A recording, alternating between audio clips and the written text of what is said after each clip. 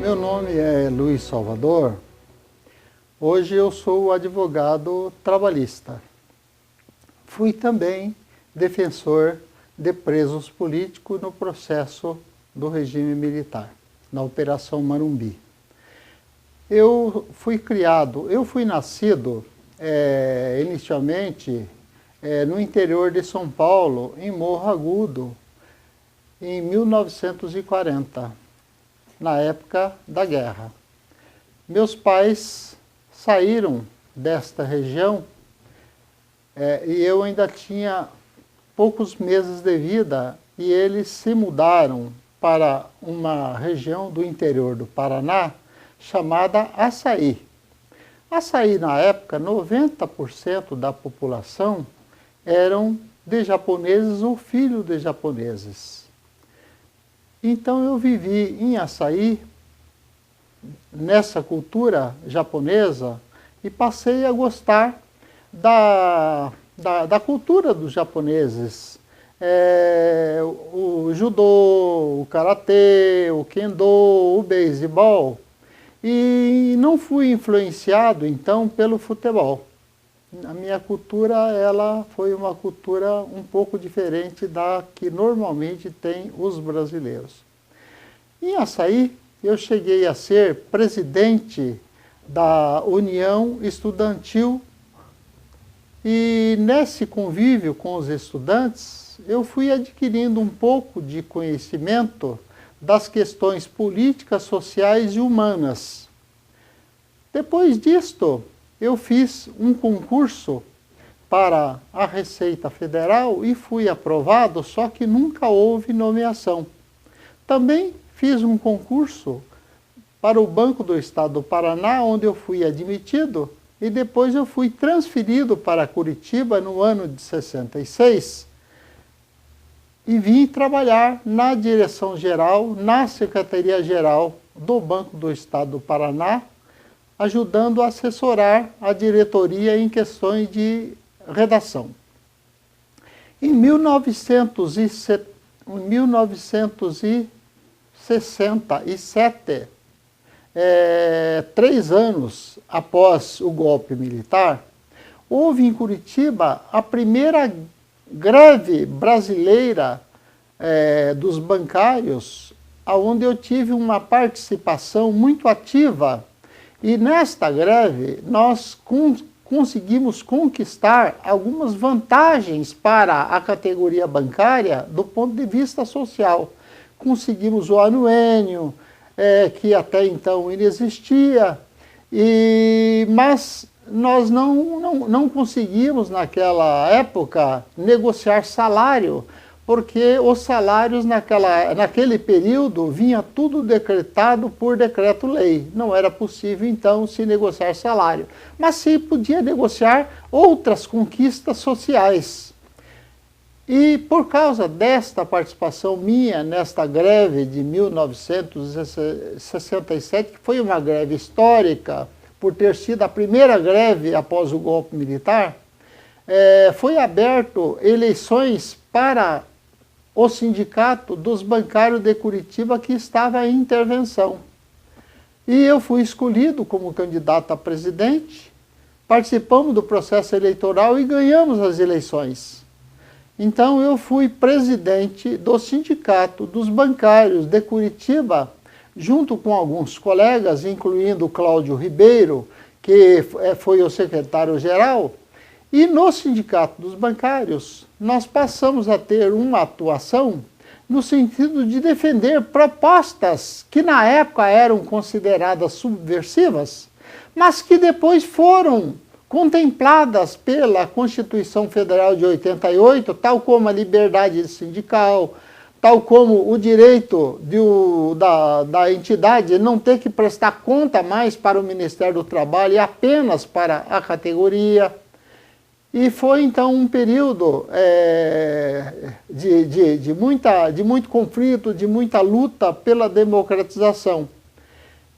Em 1971, houve, por causa dessa nossa atuação sindical, nós fomos caçados pelo Ministério do Trabalho através do ministro Júlio Barata, e fomos afastados do sindicato. E ficamos afastados do sindicato. E nesse período, então, eu estava cursando a faculdade de Direito, já estava no 4º ano, e faltava um ano para eu completar os 5 anos de formação.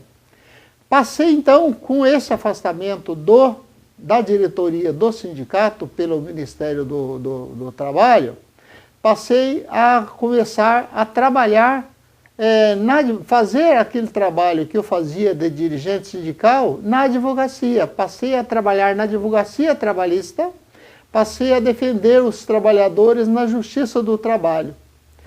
O nosso consultor jurídico, na época, era o doutor Edésio Franco Passos, que estava na clandestinidade, e nós o trouxemos para a vida ativa de novo, e ele veio então nos assessorar no Sindicato dos Bancários, e eu, após essa cassação, eu passei a ser estagiário do Edésio, que já tinha experiência na advocacia, e passamos a trabalhar juntos na advocacia trabalhista. Naquele período, a advocacia trabalhista ainda era uma advocacia incipiente, porque inexistia em Curitiba indústria, mas já começava a se projetar a cidade industrial, aonde vieram depois diversas empresas de porte e que começou a criar no Paraná um proletariado que até então inexistia. E nós passamos então a advogar para esse proletariado. E inicialmente, como a advocacia trabalhista era incipiente, eu comecei a fazer de tudo. Eu fiz direito criminal, eu fiz direito comercial, fiz vara de família, falências, etc. Mas com o desenvolvimento da industrialização no Paraná, nós resolvemos de criar então um escritório para atender exclusivamente a classe trabalhadora, junto com o Edésio Passos e junto com mais alguns colegas nossos que se tornaram sócios. Então ficou Luiz Salvador, Edésio Passos, Cláudio Ribeiro, Clair da Flora Martins, Olímpio Paulo Filho e Geraldo Vaz Correia. Depois desse período, surgiu a problemática de a classe trabalhadora vir a ter um partido político, e nós então passamos a trabalhar para a criação do PT no Paraná. Mas antes disso, na questão criminal, 1975, 3 anos após eu ter sido formado em Direito, surgiu no Paraná a Operação Marumbi. E nessa Operação Marumbi foram presos, não me lembro exatamente a quantidade, me parece que por volta de 60 presos no Paraná, e dentro desses 60 presos eu fui advogado de 13 deles, incluindo o Narciso Pires, que teve uma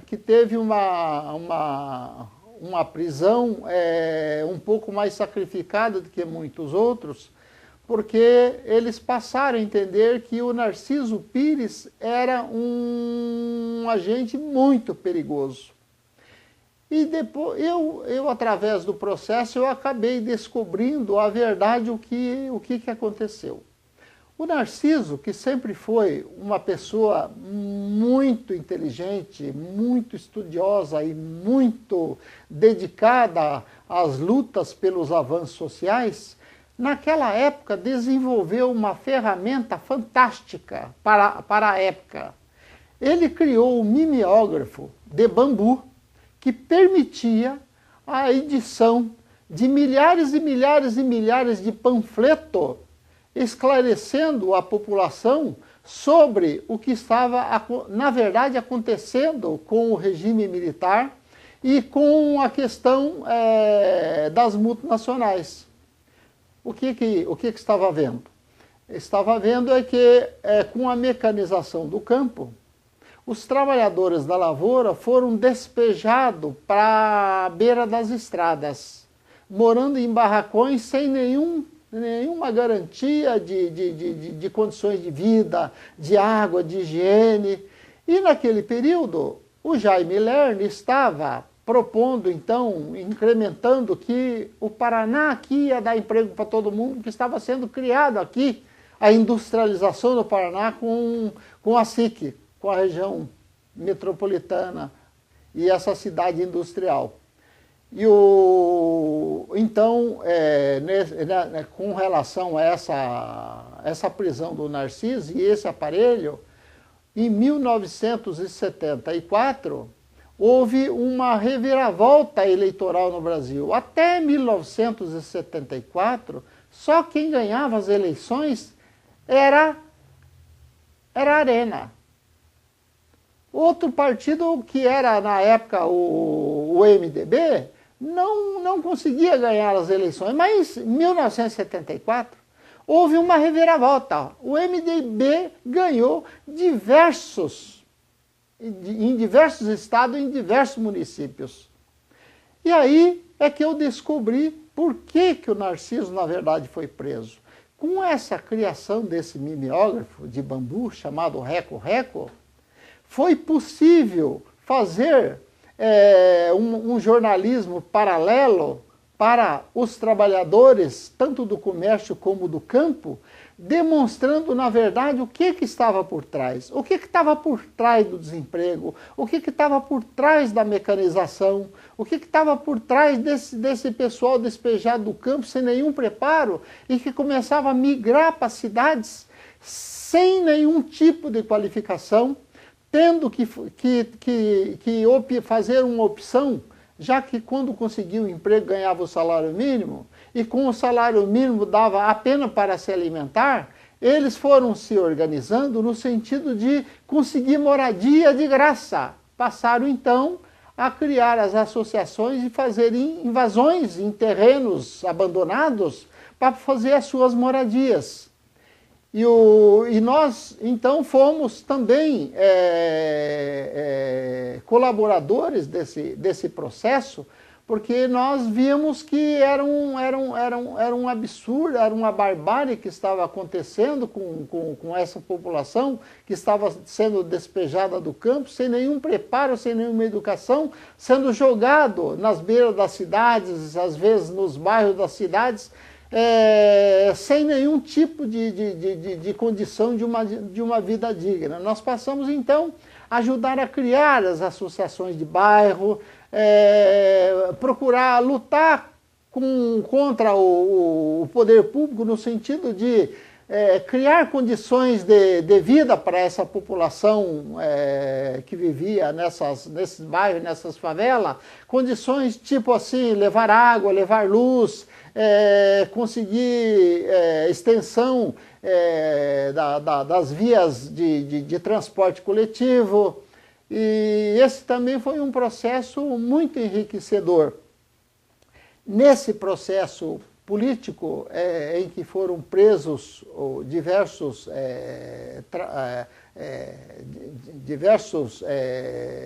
paranaenses, esse processo, alguns desses presos ficaram recolhidos na prisão provisória do AU. E na prisão provisória do AU havia uma diferença bárbara com os considerados mais perigosos que foram alojados no quartel que fica lá a Coronel Dulcídio, que fica próximo do Detran. Então, na prisão do AU, os presos tinham um pouco mais de liberdade, podiam sair durante o dia, tomar sol, ficar nos corredores, receber visitas. Os presos considerados mais perigosos, que ficavam na prisão provisória do Coronel Dulcídio, era um horror. Quando eu ia visitar os meus clientes no Coronel Dulcídio, diferentemente do que ocorria na prisão provisória do AU, que eu era bem recebido na sala do próprio diretor, que tratava com urbanidade, que trazia os clientes para eu conversar com eles com liberdade. Lá no Coronel Dulcídio, quando eu chegava, que anunciava que era eu para visitar os meus clientes, indicando os nomes, vinha um pelotão armado, com fuzil nas costas, me conduziam marchando na minha retaguarda até uma praça, onde eles traziam os meus clientes para conversar e me cercavam. Eu não podia ter uma conversa democrática particular, como tem direito o advogado de contatar com o seu cliente. Esse foi um processo que era exatamente para implantar o terror, o medo, a ameaça. Nas sessões em que eu ia para a auditoria fazer as defesas dos meus clientes, os juízes eram todos com gemada nos ombros, olhavam para mim com aquele olhar de ódio, de raiva, como se os clientes não tivessem o direito constitucional a uma ampla defesa. E foi então um processo muito penoso, um processo que trouxe muito estresse para todos nós.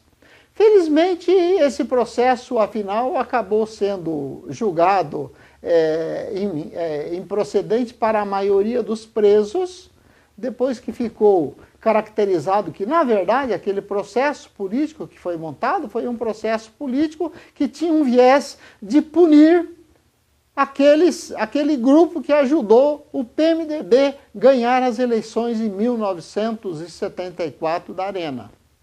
Na minha visão, o que aconteceu, na verdade, foi isso. Foi nesse processo, pelo menos aqui do Paraná, da Operação Marumbi, o que eu depreendi, o que levou mesmo a essa prisão foi uma espécie de uma punição contra esses atores sociais que conseguiram, com seu trabalho, criar uma reversão do processo político até então vivenciado pelo regime militar, cujos senadores eram todos nomeados, nem tinha eleição direta, como governadores também, e a partir então, com essa vitória do PMDB, veio depois o processo de democratização e é o regime que nós temos até os dias de hoje. Existe uma outra situação também que deu grande repercussão, foi o processo chamado de escolinha. Um grupo de curitibanos que não concordava em colocar os seus filhos nessas escolas que se tem públicas, onde não se prepara o aluno desde jovem para a vida, criaram uma escolinha tipo jardim da infância, com professores engajados em novas doutrinas, como a de Piaget, em que o aluno tem que começar a abrir a cabeça já em tenra idade, de fazer experiência da educação com a realidade da vida, com experiência em campo. Então, começaram a educar seus filhos com uma nova mentalidade. De repente, houve prisão desses organizadores dessa escolinha aí de professores, e esse processo causou grande revolta, porque os militares na época achavam que quem estava por trás dessa escolinha, na verdade a escolinha seria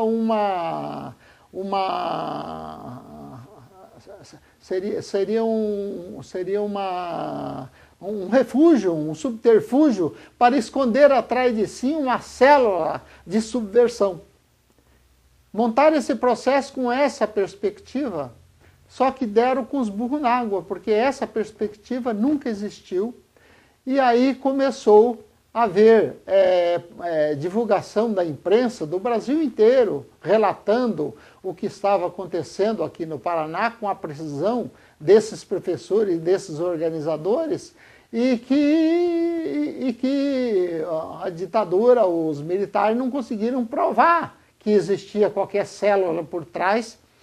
E tem uma reportagem que saiu publicada, inclusive, no Jornal do Brasil, em que mostra o filho do Edésio Passo, o André, ainda com 5 anos, numa charge mostrando que ele estava ensinando marxismo para os seus coleguinhas de menos de 5 anos na escola.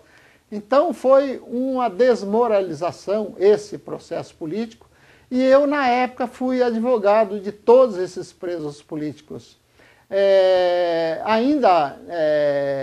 Decorrente dessa grande repercussão que teve essa prisão no Paraná, que ficou famosíssima, a presidente da Anistia veio a Curitiba, foi comigo e o presidente da Ordem na Polícia Federal visitar esses presos políticos da escolinha. E na saída da prisão da Polícia Federal, foi feita uma foto minha, da presidente da Anistia, do presidente da OAB, e essa foto com a matéria foi divulgada na revista, se não me engano, na revista Veja, ou foi época em que essa matéria saiu na capa dessa revista nesse período. Também fui advogado de alguns outros presos políticos que acabaram sendo presos fora do estado e vieram para Curitiba, e acabei sendo também advogado de alguma dessas pessoas, e que o objetivo era desaparecer com essas pessoas.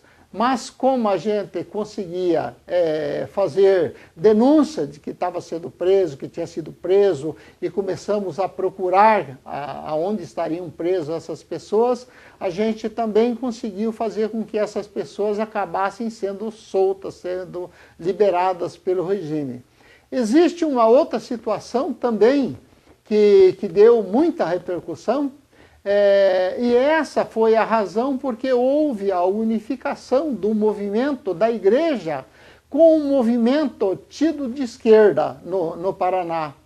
Prenderam no Paraná, na mesma época, nessa época da escolinha, prenderam uma professora chamada Juracilda, e essa professora foi jogada num camburão, estava sendo levada para ser entrevistada pelo Fleury em São Paulo. E nós fomos procurar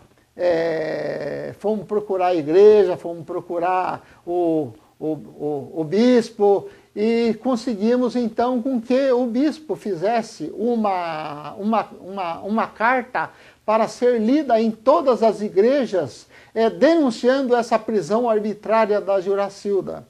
Houve uma mobilização de todos nós para irmos em cada uma das igrejas da região metropolitana, entregar a carta do bispo para que fosse lida em todas as missas, na primeira missa de cada igreja. Isso assustou o regime e soltaram a Juracilda na região de Registro. Ela estava vestida apenas de uma camisola feita de saco, sem nada por baixo. Jogaram ela na beira da estrada, ela saiu rolando e saiu desesperada e acabou encontrando uma casa onde ela pediu socorro, e depois ela foi, por intermédio dessas pessoas que a recepcionaram, acabaram entrando em contato com Curitiba, onde ela foi resgatada e sendo trazida de volta para Curitiba. Esse processo unificou a igreja, que até então trabalhava separada com as ações típicas da igreja, com um movimento, com um movimento geral que lutava contra a repressão, contra essas prisões ilegais, contra os abusos, e houve então uma unificação de movimento para lutar contra esse estado de coisa que então estava implantado no país. Essa foi uma experiência, então, também muito interessante na minha trajetória de vida. Na época em que eu estava atuando nessa questão dos presos políticos, muitos colegas meus diziam: Salvador, você é doido de ficar defendendo preso político. Qualquer dia a ditadura te pega, te joga num camburão, te leva num avião, te joga em alto mar para o tubarão comer, conforme eles estão fazendo com muitos presos. Mas eu nunca acreditei que isso fosse possível, nunca me escoei do dever de poder prestar solidariedade e assistência jurídica a essa população que estava sendo vitimada pela violência nas prisões. Na verdade, eu nunca fui preso. O que aconteceu é que quando eu era presidente do Sindicato dos Bancários de Curitiba, mais ou menos próximo da intervenção no sindicato, eu tomei conhecimento de que estava havendo prisões no Brasil inteiro, inclusive de advogados de preso político. E eu morava, na época, numa república, na rua Doutor, próximo da rua Doutor Murici, morava eu, o Cláudio Ribeiro, dirigente do sindicato, eu também dirigente sindical, e mais uns 2 diretores do sindicato. Cheguei em casa dizendo para eles: pessoal, a coisa está feia, porque estão prendendo gente do Brasil inteiro, inclusive advogados famosos de preso político. Portanto, nós somos dirigentes do sindicato, temos que tomar cuidado, porque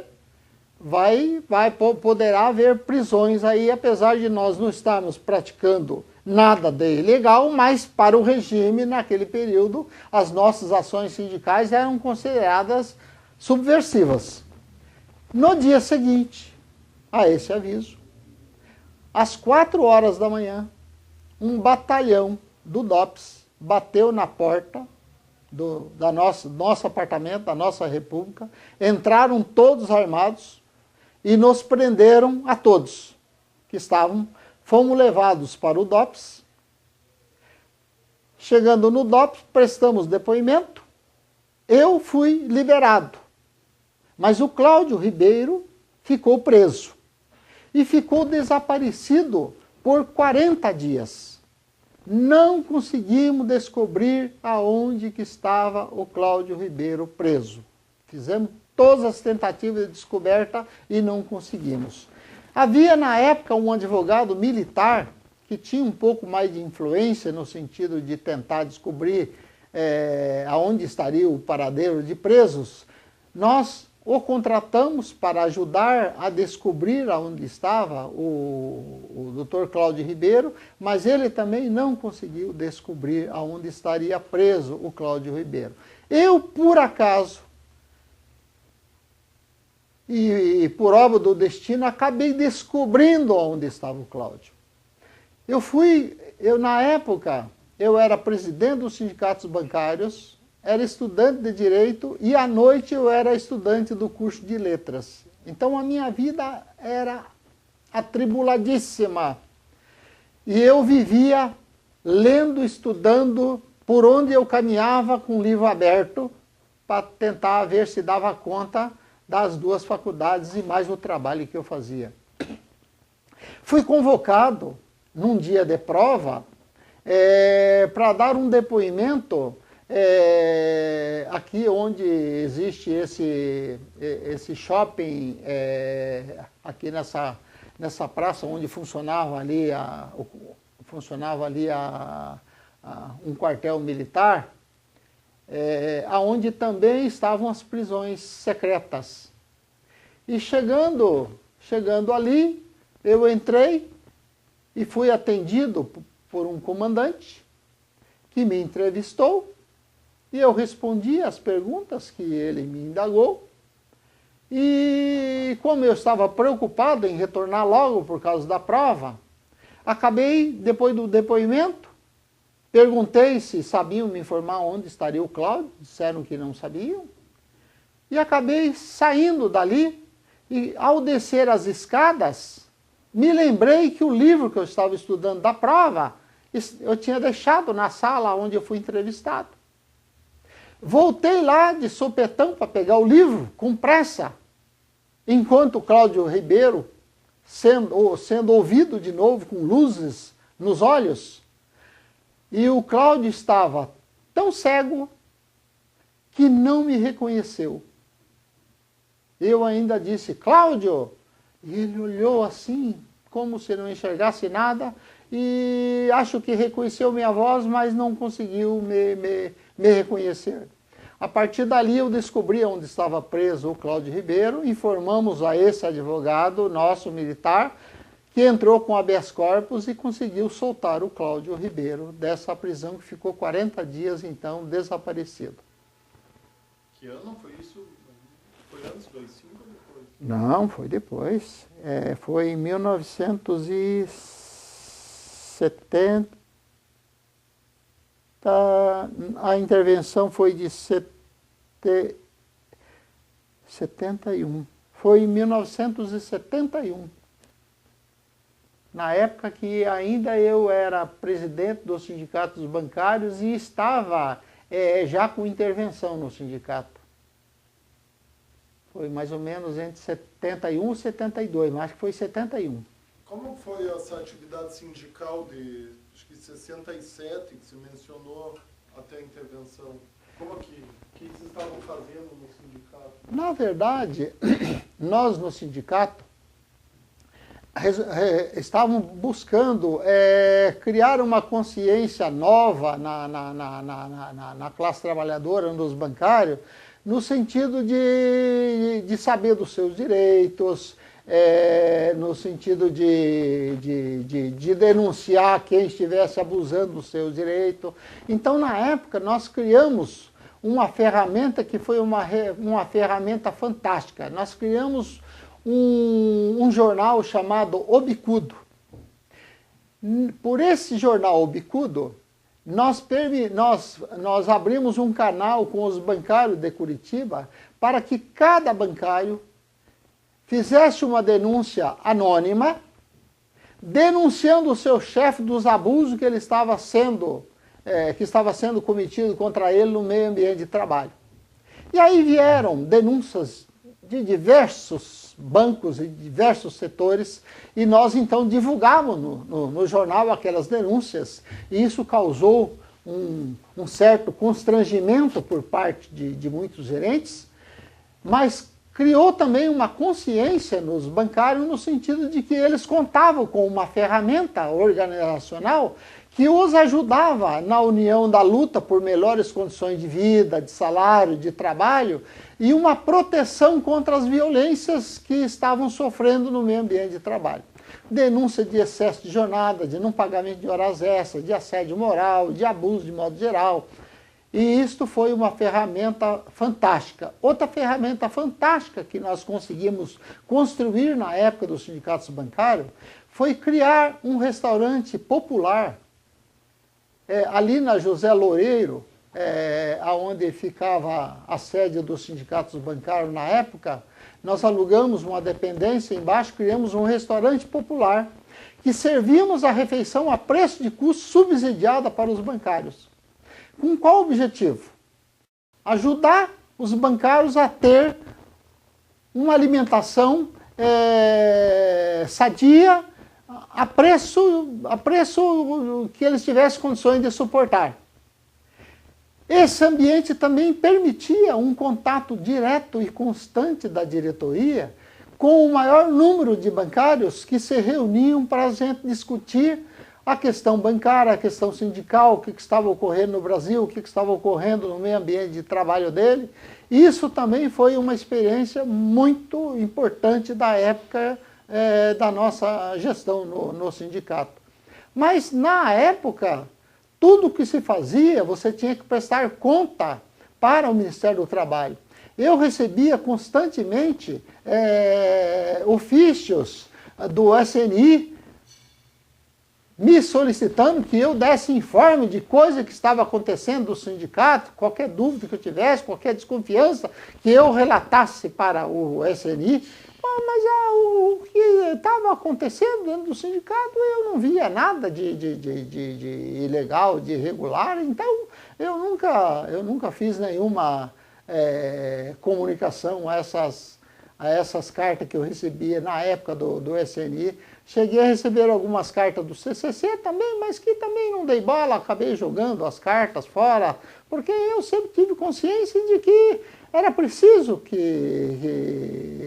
no Brasil nós tivéssemos democracia, que nós tivéssemos o direito de expressão, de liberdade, de livre organização, tanto que lutamos tanto por isso que acabamos sendo vitoriosos na Constituição de 88, que esse ideal que nós defendíamos na época veio a ser consagrado na Constituição de 88.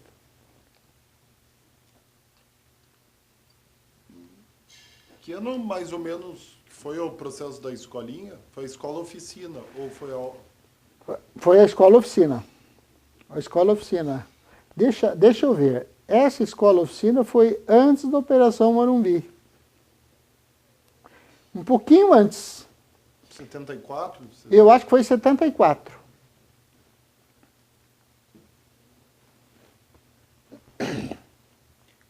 Luiz, conte melhor como foi todo o processo, os trâmites legais, a situação do Narciso, que foi torturado durante a Operação Morumbi. Como que foi você enfrentar esse processo da Operação Morumbi? Olha, na época dessa operação, eu era recém-formado, tinha sido estagiário do Edésio, mas já estava formado, já podendo advogar em diversas áreas, que eu já estava começando a fazer essa advocacia. E quando surgiu esse processo político, em que eu fui contratado para fazer a defesa desses 13 presos políticos,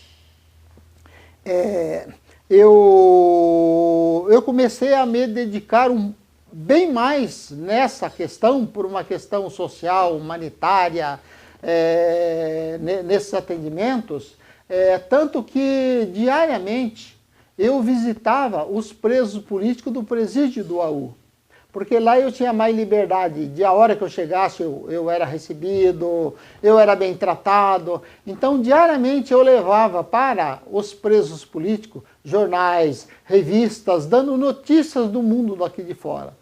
E quando eu ia chegando na prisão, esses presos que já me conheciam e ficavam ávidos pela minha presença diária, que sempre eu ia levar novidades para ele, como é que estava o processo no Tribunal Superior Militar, como é que estava em outros estados, como é que estava aqui na auditoria, o que estava acontecendo. Então era uma reunião que eu fazia com eles diariamente, dando as informações, levando jornais, levando revista e fazendo interações de troca de informações. Então foi um período então assim muito rico, porque naquele momento eu era considerado por esses presos políticos como o salvador da pátria, que era o homem que diariamente estava junto com eles, levando a informação, prestando assessoria, prestando ajuda no que era possível fazer, diferentemente do que ocorreu com o Narciso. O Narciso não ficou preso lá no AU. Então o Narciso ficou preso lá no Coronel Dulcídio, aonde o acesso era difícil. Então eu lá não tinha acesso às condições que eles estavam presos.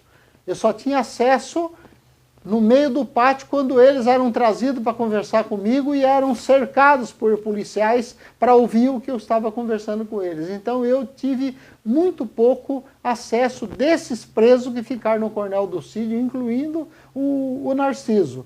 Tomei conhecimento de muitas coisas do Narciso por causa do material que foi juntado nos autos, principalmente a história do reco-reco, que eu vim descobrir as peças, o material e tal, e vim daí descobrir, na verdade, o que estava acontecendo. Então, na verdade, com relação ao que o Narciso passou, eu pessoalmente não vivenciei com meus olhos o que aconteceu. Tem informes do que aconteceu. Mas isso constou no processo dele? A questão da tortura foi denunciada no Tribunal Militar, na auditoria? A questão da tortura constava do processo, mas o grande problema da tortura é a prova. É o depoimento do cara que ele foi, né, torturado, mas você não conseguia fazer prova, eu sequer conseguia ter acesso dos locais onde eles estavam presos. Então, mas a questão do reco-reco veio para os autos. E a da tortura não?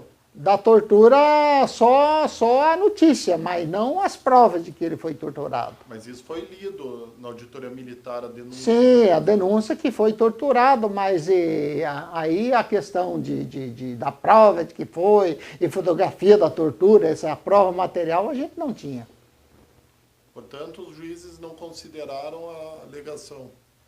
Tanto que o Narciso não foi liberado, ele só foi liberado quando terminou o julgamento final.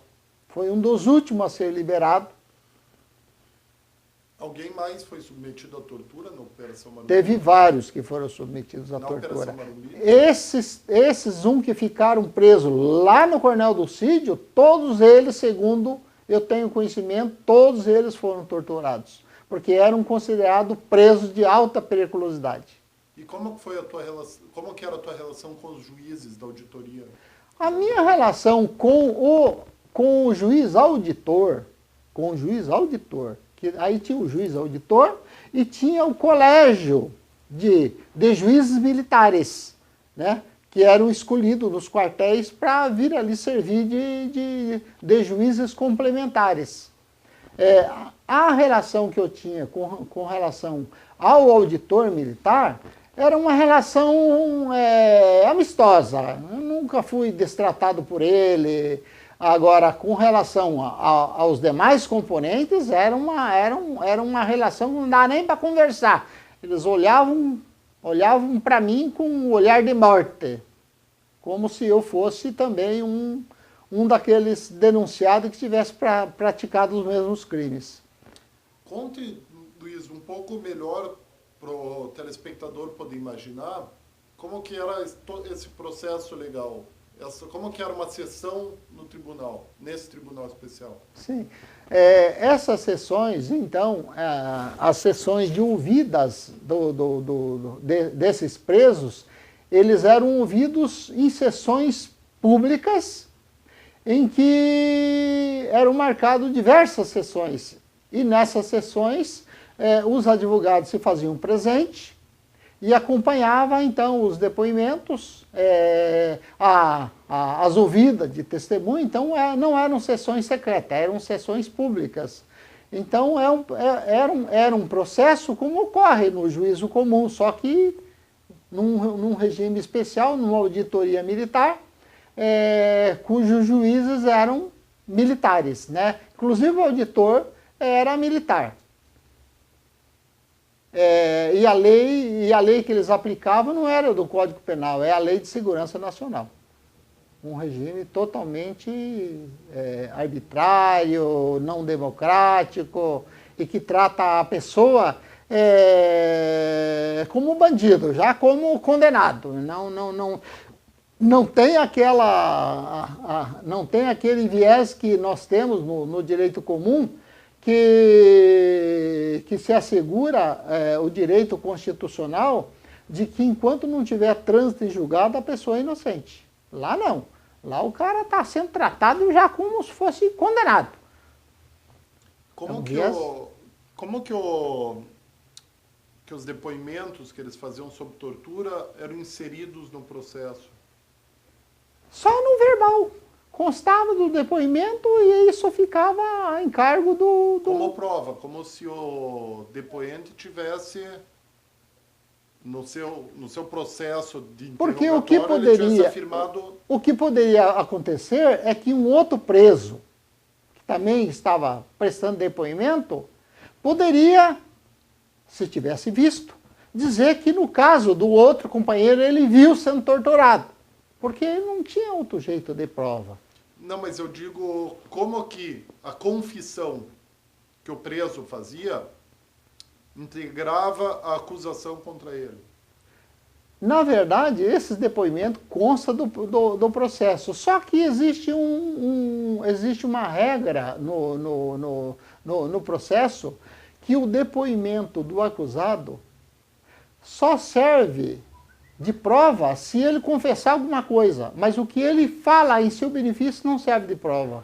É preciso que tenha uma prova terceira para corroborar aquele informe. Você teve que enfrentar alguma confissão feita sob tortura que depois o teu cliente negou? Não, as confissões que eu assisti foram confissões na verdade não foram confissões, foram depoimentos na auditoria, em que o juiz relator perguntava, olha, está preso aqui por causa disso, tal coisa, contra você pesa isso, o que você tem a dizer sobre isso? Eram depoimentos esclarecedores da vítima com relação às acusações que ele estava respondendo ali no processo.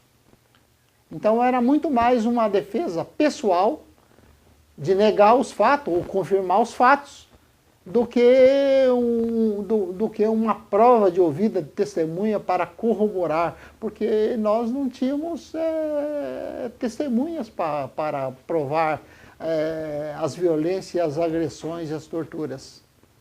Então, o senhor preso, durante um depoimento na polícia, seja na Coronel do Suicídio em outra localidade, acabasse sob pressão, confessando alguma coisa que nem cometeu, isso virava parte do processo? Não, todo depoimento faz parte do processo. E na hora do julgamento, o julgador vai examinar o depoimento e naquilo que ele falou contra ele, serve de prova contra ele. Naquilo que ele falou em benefício próprio, não é considerado porque é preciso que tivesse uma terceira prova para corroborar que aquilo que ele falou é verdade. Perfeito. E você teve que enfrentar alguma situação, Luiz, da qual um cliente seu tenha, sob tortura, confessado um crime e depois, em frente ao juiz, negado esse crime? Você teve que enfrentar essa situação? Nos casos em que eu atendi, essa situação não foi posta, porque quem faz as perguntas para o preso no depoimento é o auditor. E o auditor não deixa que o cara fale livremente sobre coisa que ele quer. As perguntas são dirigidas. Está sendo acusado de ter feito isso daqui. Fez ou não fez? Sim ou não? Entendeu? Ele não pode chegar lá e descarregar as coisas que ele quer descarregar no processo. Ele é apenas conduzido a responder. Esse depoimento dele, na verdade, é para responder indagações que o juiz auditor faz para ele de coisa que está no processo. E claro que o juiz relator, o juiz auditor, não vai perguntar para ele se ele foi torturado, se não foi. Isso não interessa para o cara, até porque ele também é militar. E até também porque naquele processo em que ele é o juiz auditor, ele também tem acima dele uma pressão de cima da estrutura que deu um jeito de condenar. Ou seja, a justiça era uma fachada, a justiça militar. Ah, não, né? Principalmente a justiça militar na época da ditadura, né?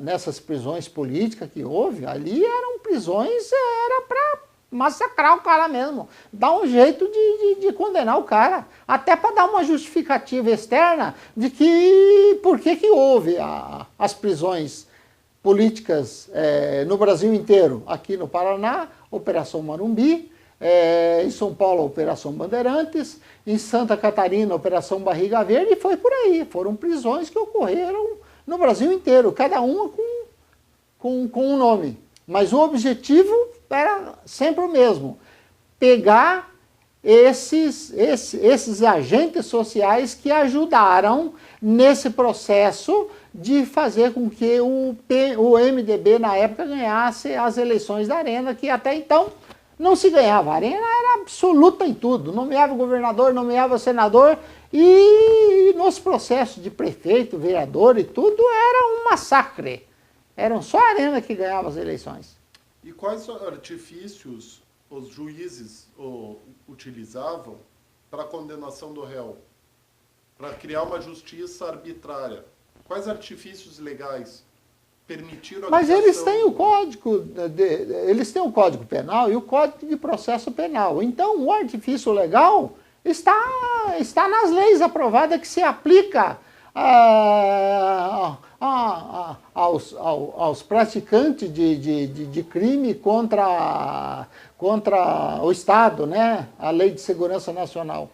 Mas como que esses processos se tornaram arbitrários? Porque muito se comenta que era uma justiça na qual o réu já estava condenado antes de sentar. Mas veja só, essa interpretação de que houve arbitrariedade, essas arbitrariedades praticadas eram legalizadas quer pelo Código Penal do regime militar, quer pelo Código de Processo Civil. Então o problema da lei, com base na Lei de Segurança. Então eram instrumentos que foi montado para legalizar aquele tipo de prática. Então não era a jurisprudência arbitrária, e sim a legislação. Não, a legislação e também a jurisprudência, né? Claro. O que é a jurisprudência? O que é a jurisprudência? A jurisprudência são interpretações que os juízes fazem de determinado fato diante da legislação aplicável, que é a Lei de Segurança Nacional. Então, tinha juiz um pouco mais democrático que podia dar uma interpretação um pouco diferente de um outro juiz mais tacudo, mais terrão.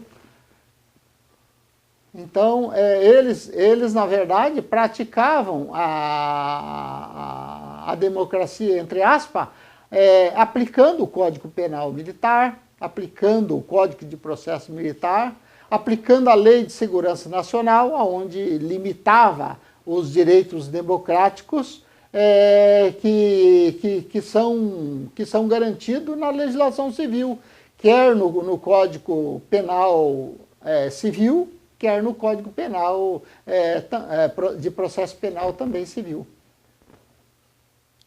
Ou seja, então a questão, em suma, a arbitrariedade estava na Lei de Segurança Nacional. Estava na lei. Estava em todo o sistema que montou todo esse arcabouço, que permitiu a montagem desses processos sem o direito de ampla defesa. Né? Por que não tinha o direito de ampla defesa? Porque a Constituição assegura o direito...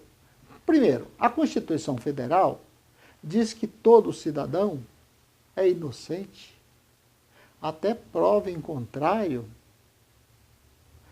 com trânsito em julgado da decisão. Essa é a regra geral.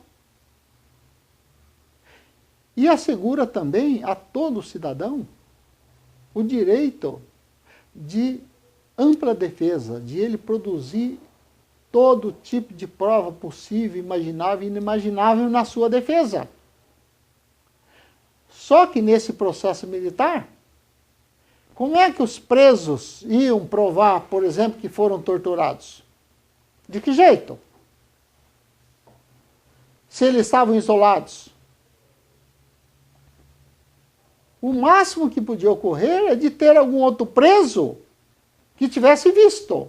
Mas isso também nem sempre ocorria, até porque eles também não querem prova. Então tinha uma interdição ao direito do acusado a levantar provas em sua defesa. Na verdade, com base no direito civil dos cidadãos, ele acabava sendo cerceado de produção de prova, porque é um regime diferente do que nós estamos acostumados para os civis de modo geral. Então, além da legislação e dessa interdição, haveria outra forma de conduzir os resultados finais do julgamento, de conduzir o julgamento para uma condenação? Não tem jeito, que você tinha que seguir essa legislação, todo esse arcabouço. Então, não, além do arcabouço e sim. dessa privação do direito do acusado a levantar provas em sua defesa, havia outra forma também de... Mas veja só, até ele não era impedido de levantar prova. Mas e aonde que ele ia levantar prova? Se ele foi preso, ficou numa sala isolada, a hora que faziam tortura nele, não deixava ninguém por perto para não assistir, salvo os que estavam praticando a tortura. Então ele não tinha como, ainda que ele pudesse, no processo, trazer a prova, que se ele tivesse algum jeito de prova, ele podia trazer, claro. Mas ele não tinha, porque isso lhe não era permitido que ele obtivesse essa prova. Era feito tudo de tal forma que ele não tinha essa possibilidade de produção dessa prova. Tá certo. Deixa uma... Luiz, se quiser fazer alguma consideração final, deixar uma palavra sobre tua trajetória de vida, essa tua luta, né, que não era tua profissão, e sim muito mais tua luta humanitária em defesa dessas pessoas. Deixa uma palavra final. Pois não. Bom, eu nos últimos anos, eu passei a fazer atuação, uma atuação de cunho social, de cunho humanístico, através da minha militância em algumas instituições de advogados. Por exemplo, eu fui presidente da ABRAT, Associação Brasileira dos Advogados Trabalhistas, durante 4 anos, onde a gente tinha uma atuação pelos advogados trabalhistas na questão social, lutando contra as injustiças na justiça do trabalho, lutando por uma previdência melhor, lutando contra essas fraudes, esses abusos, essas conivências que acabam negando o direito do trabalhador ao benefício, ao recebimento dos seus créditos alimentares nas épocas próprias. Depois disso, eu fui eleito presidente da Associação Latino-Americana de Advogados Laboralistas, onde nós temos um projeto, uma proposta que nós estamos discutindo, que está sendo muito bem aceita, é que como houve a globalização no mundo dos interesses econômicos, nós estamos defendendo que a mesma globalização tem que ser aplicada para os direitos dos trabalhadores, ou seja, uma possibilidade de se criar uma legislação supranacional que regulamente o direito de livre circulação dos trabalhadores no mundo com direitos recíprocos assegurados. Um trabalhador, por exemplo, na questão da Previdência, trabalha no Brasil, vamos imaginar, 20 anos pagando a Previdência, ou 25 anos. Falta mais 5 anos ou 10 anos para ele se aposentar. Perde as condições de trabalho no Brasil. Não acha mais emprego, porque o sistema não assegura a todos uma empregabilidade. O sistema neoliberal, ele é um sistema que elege o melhor entre os melhores para assegurar trabalho. Para os demais, vai assegurando migalhas. Por isso que ficou muito em moda o 1,99. Para os excluídos da sociedade, tinha um mercado, 1,99. Para os que conseguiam bons empregos, as coisas de marca. Esse é o regime. Então, na nossa concepção, é necessário que globalize também os direitos humanos, os direitos sociais, os direitos laborais, numa perspectiva de que haja uma harmonia entre o capital e o trabalho, no mínimo que seja, e que o capital seja responsável por assegurar a empregabilidade digna, de qualidade a todos, em meio ambiente de trabalho, sem risco, livre de ocorrência de acidente do trabalho e de adoecimentos ocupacionais. Então, hoje nós vimos numa luta com diversas entidades voltada para esse viés, numa busca desenfreada da unificação dos trabalhadores no mundo, para que junto nós consigamos pressionar os governos, os parlamentares, a que também se preocupem em fazer a legislação social da classe trabalhadora num processo de integração social.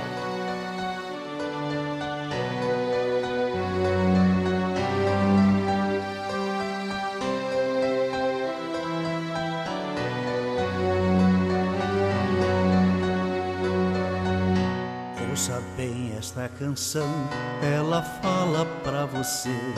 Ela fala de um tempo que ninguém pode esquecer, de um tempo em que alguns homens impuseram a tirania, muitos outros responderam com a sua rebeldia. Os tiranos implantaram longa noite de terror, tentaram calar a todos, provocando muita dor. Censuraram a cultura e toda a cidadania, calaram toda a voz, promovendo a vilania.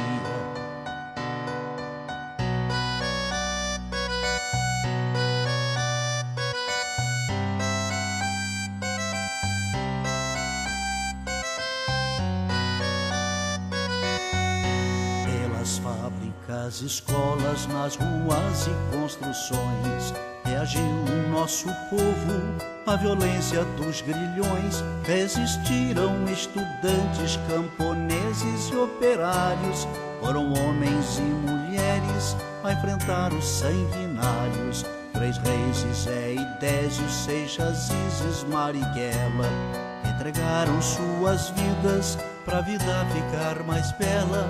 Muitos outros foram mortos por lutar contra a opressão, ou desaparecidos, ou no exílio ou na prisão.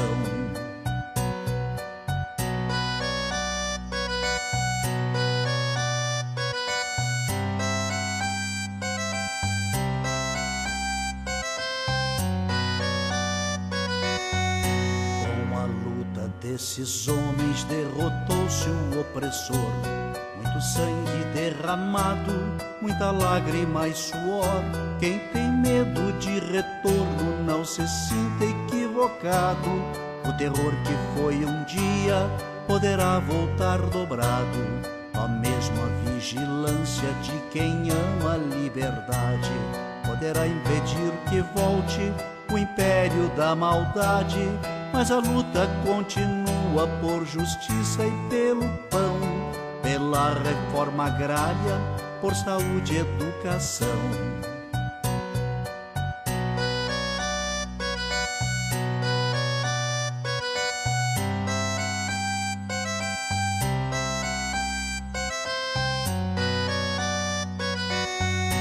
A miséria ainda se espalha, a violência é assassina, juventude sem futuro, a história nos ensina. Só unido nosso povo vencerá a exclusão, um homem tendo por outro sentimento de união. O recado já está dado pro vizinho e seu irmão. Quando a luta cai, o outro estende a mão. Não se cale quem tem fome, quem tem sede de ternura, pois a vida favorece a quem luta com bravura.